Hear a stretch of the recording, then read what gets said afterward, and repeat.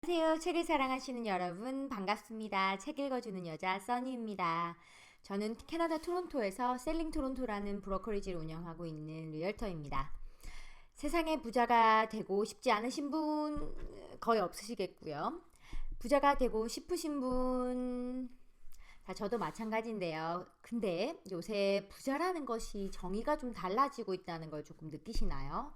전 요새 그 생각을 좀 많이 하거든요.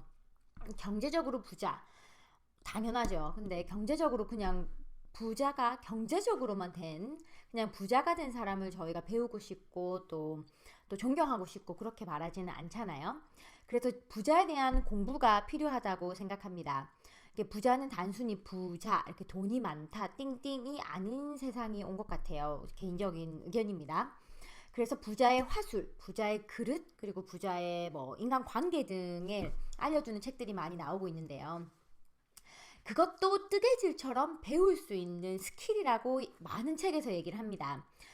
그래서 오늘 소개할 책은 부자의 언어입니다. 작가는 존 서프릭이라는 분이시고 유튜브 채널도 가지고 계세요.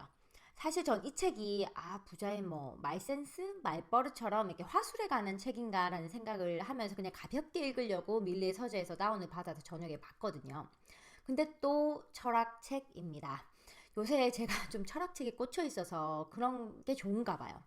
철학이 담겨 있는 내 인생에 좋은 향을 내줄 수 있는 그런 철학을 뿜어낼 수 있게 도와주는 그런 책이라고 생각합니다. 이 책을 잠깐 소개를 드리면 이 책은 정원사, 경제적으로 굉장히 부를 이룬 부자인 정원사가 사람들과 대화를 하고 또 그렇게 관계를 맺는 동안에 친구 그리고 멘티를 도와주면서 질문을 던지고 인생사는 정원 가꾸기, 농사 짓기랑 같다 이런 얘기를 하면서 은연중에 이야기를 해주고 인생을 어떻게 살아야 좋은가를 에 대한 얘기입니다. 자, 작가님은 본인의 인생 이야기를 아들에게 이렇게 해주고 싶은 그런 취지로 책을 쓰셨다고 얘기를 해요. 인터뷰 영상도 제가 찾아봤는데 요즘 세상에 발해가는 integrity, work ethic 이렇게 굉장히 중요한 것들이 색이 발해가는 지금에 그래도 이 책을 통해서 누군가는 좀 깨닫고 누군가는 좀 다르게 발전을 하면 좋겠다라는 그런 기도 같은 그런 마음으로 책을 쓰셨다고 합니다. 그러면서 본인의 책이 철학서 그리고 파이낸셜의 철학에 도움이 되는 그런 책이 되었으면 좋겠다라는 말로 인터뷰를 끝내셨거든요. 전 이 책을 읽으면서 나도 이런 멘토가 있었으면 좋겠다. 정원사 아저씨처럼 다른 아이들에게 희망과 또 교육을 시켜줄 수 있고 또 질문을 던져줄 수 있는 그런 좀 멋지고 성숙된 어른이 되었으면 좋겠다라는 저의 바람 그 생각을 좀 많이 했습니다. 자, 그러면 책으로 한번 들어가 볼게요. 책에서는 정원사가 인생을 살면서 성공을 위해서 꼭 필요했던 철학 등을 이렇게 가르치는 부분이 많이 나와요. 인생이나 사회에 대한 정신적 태도가 굉장히 중요하다고 딱 얘기를 하시는데, 이제 한 사람의 인생을 책으로 봤을 때 매 쪽에 담겨 있는 용기 있는 결정에 따라서 그 사람 인생이 이게 마지막 장이 인생도 달라진다라고 표현을 하시는데요. 책에 있는 예시를 하나 인용을 제가 해볼게요. 정원사의 친구들이 인생에는 돈보다 훨씬 중요한 게 많아. 근데 왜 그렇게 일에 매달려? 이렇게 질문을 한 거예요. 그랬더니 정원사가 이렇게 대답합니다. 진정으로 돈보다 중요한 건 인생에 정말 많지. 훨씬 많지. 그런데 이 돈 문제를 해결하지 못하고 극복하지 못하면 다른 그 중요한 것들에 집중을 할 수가 없어. 그러니까 이 문제는 꼭 극복을 해야 해 라고 얘기를 하면서 돈과 시간이 없으면 내 인생을 내 뜻대로 살 수가 없게 된단다. 이렇게. 그러면서 그는 세상 만물에 자리한 가장 큰 질문 하나를 떠올렸다고 얘기를 해요. 지금 손에 쥔 성공이 얼마나 가치가 있나? 이런 질문을 스스로에게 한 거거든요. 평생 열심히 살면서 막대한 부를, 어마어마한 부를 이루었는데 생이 다해가는 이때 돌아가시기 전에 이제 질문을 하신 거예요. 그것이 중요한 것인가? 했을 때 본인의 대답은 그렇다라고 하시면서 부의 보상을 위해서 치른 대가는 분명히 가치가 있다라고 딱 얘기를 하셨어요. 그 길에 인생에 정말 필수적인 것을 얻었다고 얘기를 하시는데 일과 자유 그리고 개인적 성장이라고 얘기를 하셨어요. 가장 뜻밖의 열매는 그의 부유한 삶을 이루어온 과정에 이제 영적 여정, spiritual journey로 보게 됐다는 점이라고 얘기를 하시거든요. 왜냐하면 인생의 성공을 가지려면 인생이 쉽고 또 편안할 거라는 기대를 하는 것 자체가 망상이라고 얘기를 하세요. 예기치 못한 위기가 계속 올 거고 그거를 침착하게 헤쳐나가기 위해서는 우리 내면의 강점과 또 지혜를 찾아야 하기 때문이라고 얘기를 하시는데요. 자, 그러면서 한 줄이 제 마음에 탁 꽂혔어요. 견뎌라. 그리고 더 나은 일을 위해서 내 자신을 지켜라. 이렇게요. 이 참 말이 왜 곱씹었는지 모르겠지만 책을 또 다음에 읽을 때는 이 부분보다는 다른 부분이 또 더 마음에 들 수도 있겠죠. 근데 이 부분이 저는 이번에는 굉장히 마음에 들어서 꼭 공유를 하고 싶었습니다.